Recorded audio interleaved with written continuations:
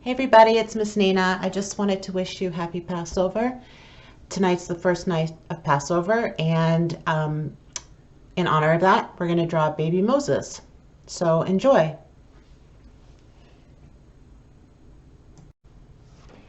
Okay, so we're going to make this baby Moses drawing. And you can see that I've used collage for this one. So what I used here is blue and green tissue paper. And what I used here, this is actually wallpaper.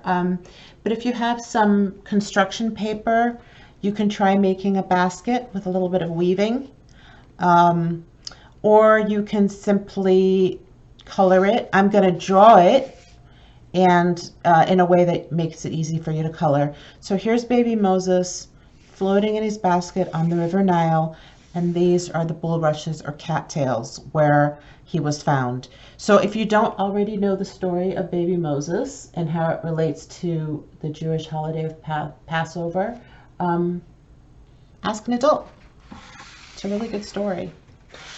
So I am going to start my paper by folding it in half because I want to make sure that I get my baby right in the middle. So the first thing I'm going to do is I'm going to make a curved line, but I'm not going all the way across. I'm going to stop part way because I'm going to put his little hand on the side of the basket there, okay? So start here close to the edge, make a short curve, maybe a little longer. You want enough room so you can put his head here, and then his hand is clutching the side of the basket. 2, 3, 4. You could even do his thumb if you want, like that would be his thumb right there.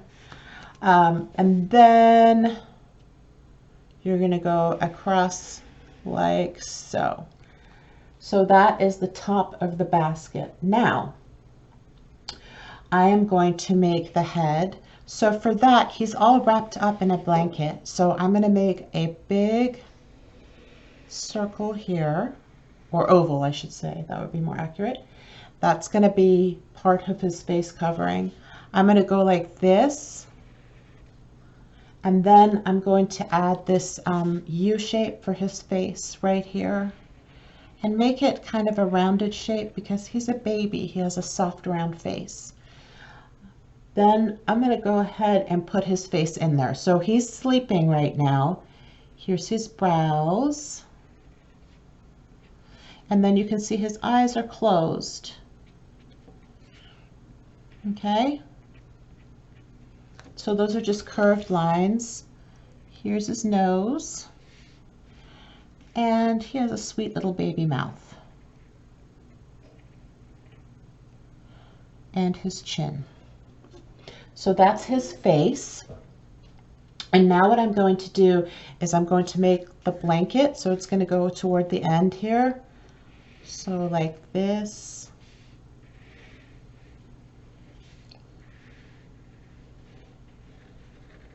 And you don't have to keep these shapes real regular. He's just in a blanket. So it's just wavy lines or, lines reaching down toward the top of the basket here. And then as you get toward the end here, you're going to put his toes. One of his feet is sticking out. 1, 2, 3, 4, 5. And that's his foot. So here he is, his face, his hand, his blanket, and his foot sticking out the end there. Okay? So now I can actually draw my little waves down here, and then I'm going to make the basket. So go toward the bottom of the page, and let's make some wave lines because he's floating on water. The River Nile, to be specific.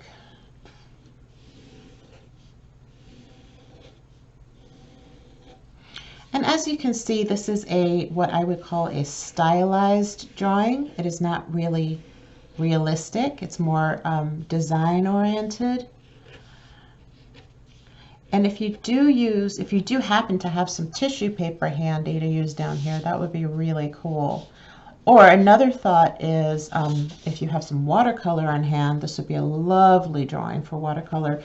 Just remember that when you use watercolor, you want to use a non-water soluble pen, like a Sharpie, like I'm using, or your pen It's just gonna smear the watercolor when you add the watercolor.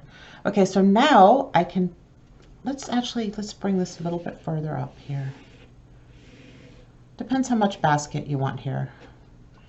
So now I can just put my basket down toward the edge like so. If you have a little room here and here, you can make the back part of the basket like that. Okay, so that would be, this would be in shadow here. Okay, so that would be the basket inside the basket. All right. Now, if you wanted to, and you weren't going to collage it like this, you could make the basket by drawing it, and I'll show you how I would do that.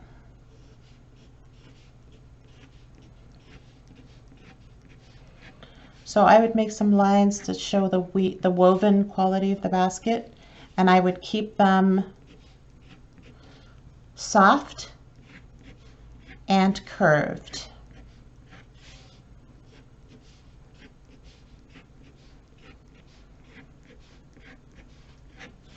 And actually, we're going to use the basket motif for another drawing later in the week to celebrate the Christian holiday of Easter.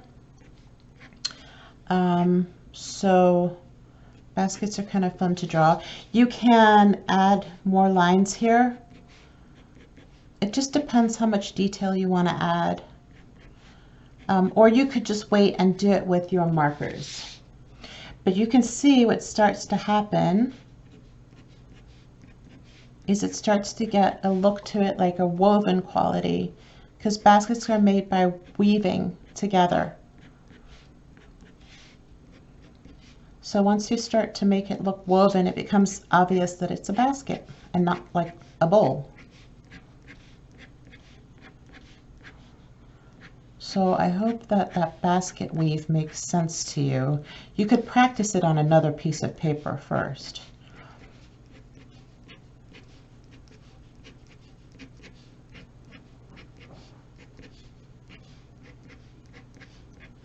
Actually, you know what I'm going to do? I'm going to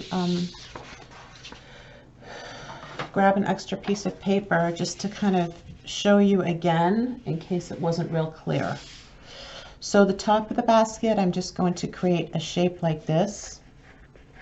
Okay, and then you go like this. You alternate up and down lines, sideways lines and up and down, sideways, up and down. And then once you've done that, and they alternate too, stagger your lines, you can add extras.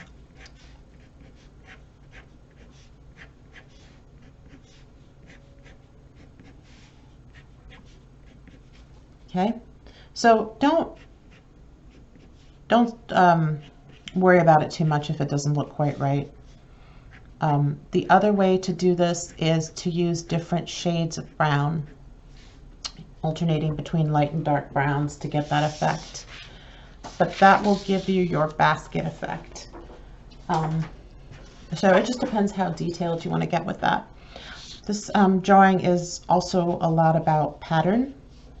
So you can kind of accentuate that by creating more patterns in your water.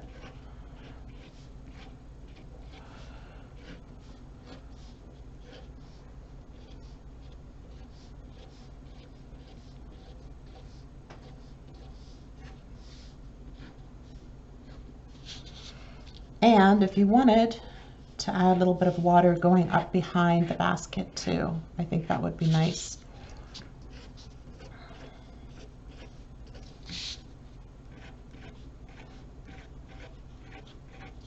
All right, so you got a really pretty design like that. And then the last thing I'm going to add is my cattails or bulrushes. Those are two words for the same kind of plant. They live at the edges of the water.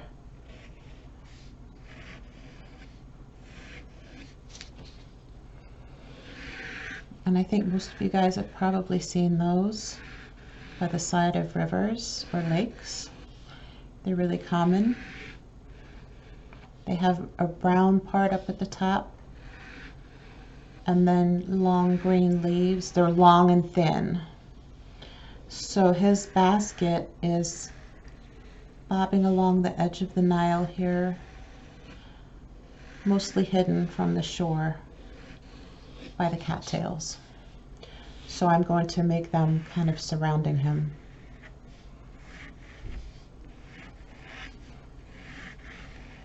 And then just maybe a few more along the middle. Okay, and that's it really. So enjoy that, and I'm going to show you how I'm going to color it. Okay, so I picked out some colors that we're going to use. I'm just grabbing a few markers so we can bring this to life a little bit and have it be a little bit nicer to look at. I'm going to start with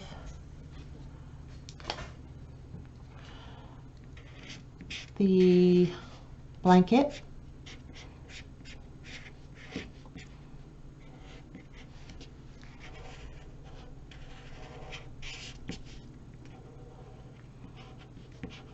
So I found the quickest, easiest way to color is to outline whatever you're coloring and then to fill it in.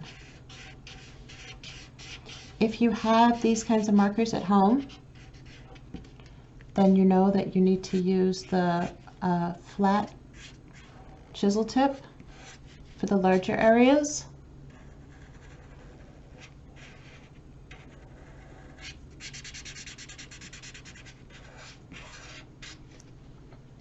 And then you can come back in with the fine tip. And I'm actually going to make some shadows.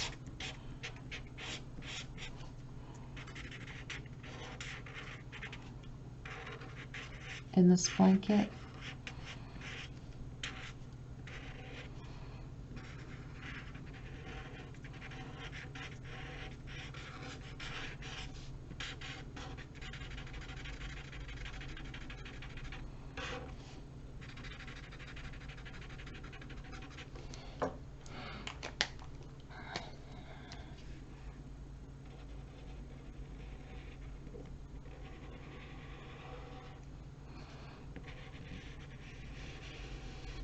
Okay.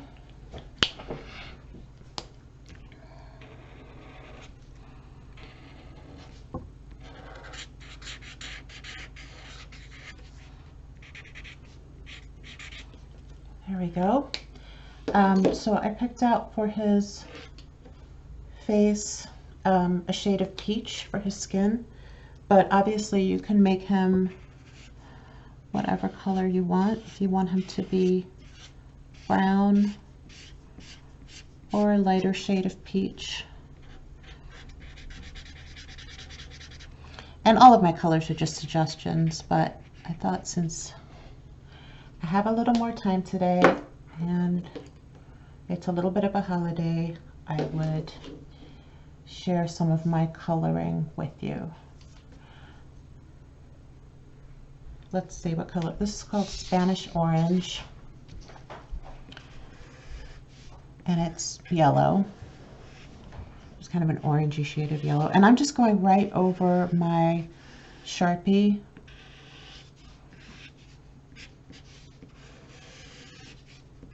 Because I've already put the texture on there. So since I put the texture in on black, I can just go right over top like that. And then for the water, I always try to encourage kids to use more than one color for water or sky. It's more interesting to look at.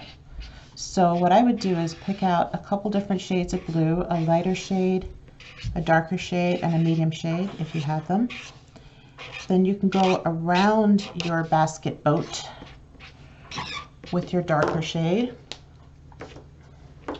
See, I'm not sure what color that is. Oh yeah, this is a really bright shade. And I'm just going to lay it in here and there to give the water some texture. And actually, it might be nice to even throw a little bit of green in there.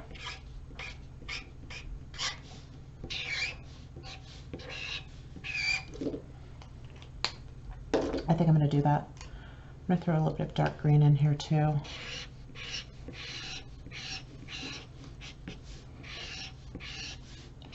And I really do think of river water as being more green and brown than blue, but this isn't a particularly realistic drawing, so I don't think it matters. But as you can see, it can build a much more interesting looking texture by using more than one color. Now, these kinds of markers you can layer, but really any kind of marker you can layer. So if you start layering, so by layering I mean laying it on more than one time. What I don't want you to do is scribble back and forth repeatedly, because like I've said before, that can really mess up your paper. Okay, and I think I'm going to take some of this orange here, and I'm actually going to layer it on here a little bit for a little bit of shadow and accent at the top there. Okay, so now I'm just going to make the stalks. I'm going to use one color for the stalks.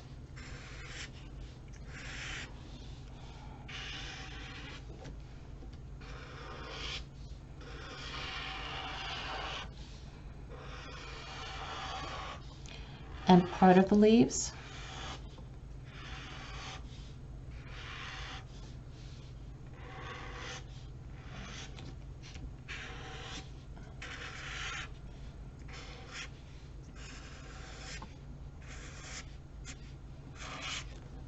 And then I'm going to take another shade of green. This one's called apple green. And do like this so that you have some variation. And again, it's just like when you do the water, you can use more than one shade.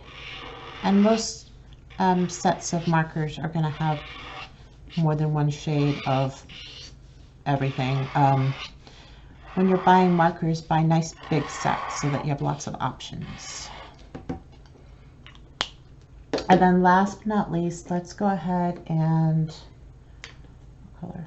I'll just pull siennas out of here. What is this? This is sienna. That's not as nice. Let's use the sienna color. It's a sienna, which is a shade of brown, and also a city in Italy, and also some people's names.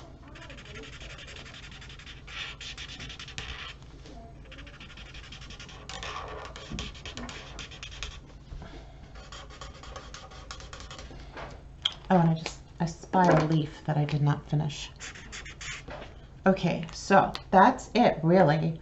But then what I usually do with many of my students, if you have some chalk on hand, you can make a very nice background with your chalk so that you don't have any white. In our classroom, we try to avoid leaving white spots on our paper unless something is actually white. But even then, I would encourage kids to use white to fill in white spaces. I know that seems weird, but it really makes a difference. And then sometimes we'll use a cotton ball. Today I'm just going to use my finger and try not to go over my marker.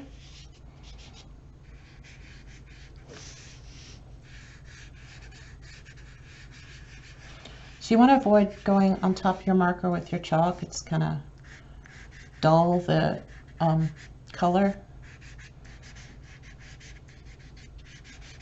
But just use your finger to move your chalk around a little bit.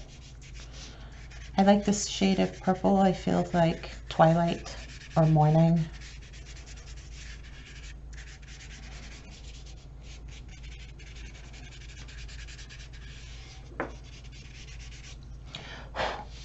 All right, and there you have it.